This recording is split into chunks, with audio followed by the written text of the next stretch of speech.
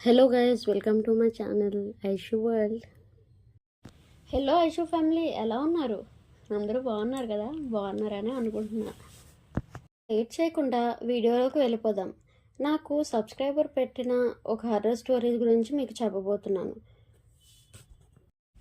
ఇది 2019లో నా స్నేహితుడు రాజేష్కి హైదరాబాద్లో జరిగిన ఒక యథార్థ సంఘటన. ఒక టెక్ కంపెనీలో పనిచేస్తుండేవాడు. ఆ రోజు రాత్రి అతని షిఫ్ట్ 11 గంటల వరకు ఉన్నది. తన ఫ్లాట్మేట్ వీకెండ్ కోసం తన ఇంటికి వెళ్ళాడు కాబట్టి అతను మాత్రమే ఇంట్లో ఉన్నాడు. అంతకు ముందు రోజు వరకు అంతా చాలా సాధారణంగా నార్మల్గానే ఉంది. రోజు షిఫ్ట్ ముగిసి అతను ఇంటికి చేరుకున్నాడు. స్నానం చేసి భోజనం చేసి బెడ్ పైకి వెళ్ళి మొబైల్లో సినిమా చూస్తున్నాడు.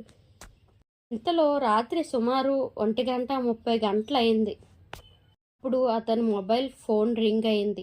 కాల్ చేసిన నెంబర్ అతని సొంత నెంబర్. అంటే స్క్రీన్పై నేను అంటే మీ అని కనిపించిందంట. అతనికి చాలా విచిత్రంగా అనిపించింది.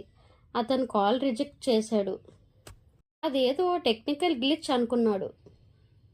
కానీ 1 నిమిషం తర్వాత మళ్ళీ అదే నెంబర్ నుంచి కాల్ వచ్చింది. ఈసారి అతను ఆశ్చర్యపోతూ ఆ కాల్ని రిసీవ్ చేశాడు. లిఫ్ట్ చేసిన తర్వాత మరోవైపు నుంచి ఏ శబ్దం లేదు. కేవలం భయంకరమైన నిశ్శబ్దంగా ఉన్న కొన్ని స్టాటిక్ గొంతులు వినిపించాయి. అతను హలో ఎవరు అని 2 సార్లు అడిగాడు, కానీ జవాబు లేదు. కొన్ని సెకండ్ల తర్వాత కాల్ స్వయంగా కట్ అయింది. తనకి చాలా భయం వేసింది. అతను ఫోన్ని ఏరోప్లేన్ మోడ్లో పెట్టాడు. తనకి ఎవరు కాల్ చేయలేరు అనుకున్నాడు, కానీ అది పనిచేయలేదు. 10 నిమిషాల్లో మళ్ళీ కాల్ వచ్చింది. ఇప్పుడు అతని భయం పీక్కు చేరుకుంది. అతను ఫోన్ను స్విచ్ ఆఫ్ చేశాడు. బెడ్ మీద కూర్చొని చుట్టూ ఏం జరుగుతుంది అని ఆలోచిస్తున్నాడు. చుట్టూ అంతా గమనిస్తున్నాడు. ఇప్పుడు అతని ఇంటి ద్వారం వద్ద నుంచి టక్ టక్ టక్ అని స్పష్టమైన శబ్దంలా వినిపించింది. అది చాలా మెలికలు తిరిగిన నెమ్మదిగా కదిలే శబ్దం. ఎవరో తలుపు మీద వేలుతో కొడుతున్నట్లు అనిపించింది. రాజేష్ భయంతో గడ్డకట్టిపోయాడు. అతను ఏమీ చేయలేకపోయాడు. ఆ శబ్దం కొన్ని సెకండ్లు వినిపించింది, ఆపై ఆగిపోయింది. తర్వాత అతను స్విచ్ ఆఫ్ చేసిన మొబైల్ ట్వింకిల్ అనే ట్యూన్ స్వయంగా ఆన్ అయింది. స్క్రీన్ వెలిగింది. మళ్ళీ ఒక కాల్ వస్తుంది. మరోసారి కాల్ ఐడి నేను అనే ఉంది.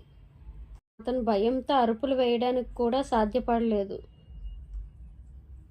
నువ్వు త్వరగా బెడ్ కిందకు జరిగి దాంకోవాలని చూశాడు. ఫోన్ రింగ్ అవుతూనే ఉంది. అతను తలుపు వైపు చూస్తూ ఏదో ఘట్టం లోపలికి వచ్చేలా ఉందని భావించాడు.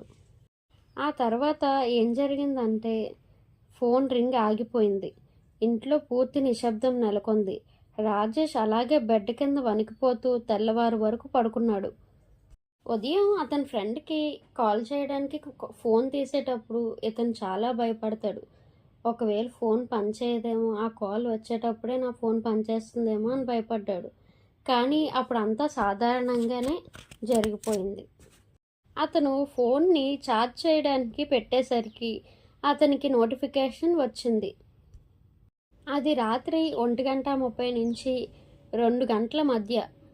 అతని ఫోన్ నుంచి అతని ఇంటికి ల్యాండ్లైన్ నెంబర్కి 3 మిస్డ్ కాల్స్ ఉన్నాయి.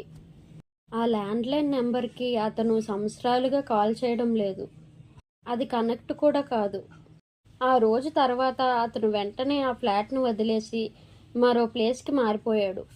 అతనికి ఇప్పటికీ ఆ రాత్రి జరిగినది గురించి మాట్లాడితే చాలా భయం వేసినట్లు మొహం పెడతాడు. ఇది టెక్నికల్ గ్లిచ్ అయి ఉండొచ్చు, కానీ ఆ నక్కుట్ల శబ్దం మరియు ఫోన్ స్వయంగా ఆన్ అవ్వడం వరకు అతనిని నమ్మించాయి. ఏదో అతీంద్రియ శక్తి అతనిని ఇబ్బంది పెట్టడానికి ప్రయత్నిస్తుంది అనుకున్నాడు. ఈ హర్రర్ కంటెంట్ మీకు నచ్చుతుందని అనుకుంటున్నా. నచ్చితే లైక్ చేయొచ్చు కదా. హర్రర్ స్టోరీస్ని భయం వేసిన ఇంట్రెస్టింగ్గా చూసిన మీ ఫ్రెండ్స్కి ఈ వీడియోని షేర్ చేయండి. అలాగే మీ లైఫ్లో ఏమైనా హర్రర్ స్టోరీస్ ఉంటే నేను మెయిల్ ఐడి కమెంట్ బాక్స్లో పిన్ చేస్తాను. దానికి మీరు మెయిల్ పెట్టండి. నేను ఖచ్చితంగా దానికి వీడియో చేయడానికి ట్రై చేస్తాను. అలాగే కొంచెం ప్లీజ్ సబ్స్క్రైబ్ చేసుకోవచ్చు కదా. ఐషు కష్టానికి మోటివేషన్గా సబ్స్క్రైబ్ చేసుకోండి ప్లీజ్. అశు వాళ్ళకి ఫ్యామిలీ అయిపోండి.